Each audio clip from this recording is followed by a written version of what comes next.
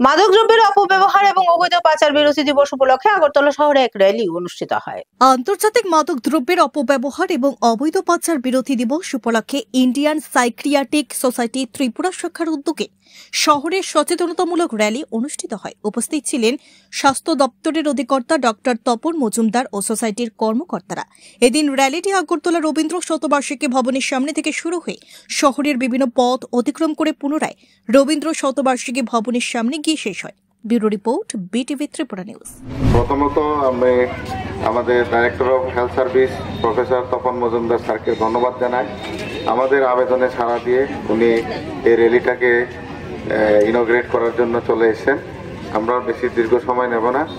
আমাদের প্রায় 26শে জুন সারা বিশ্বব্যাপী যে বিশ্ব আন্তর্জাতিক যে মাদকদ্রব্য বিরোধী এবং তার যে অপব্যবহার এবং যা তার যে ইলিসিট ট্রাফিকিং সেই বিরুদ্ধে বিভিন্ন ধরনের প্রোগ্রাম আয়োজন করে থাকে এবং তারই উদ্দেশ্যে আমাদের যে সাইকিয়াট্রিক সোসাইটি ত্রিপুরা শাখা আজকে একটি র্যালির আয়োজন করার উদ্দেশ্য নিয়েছে।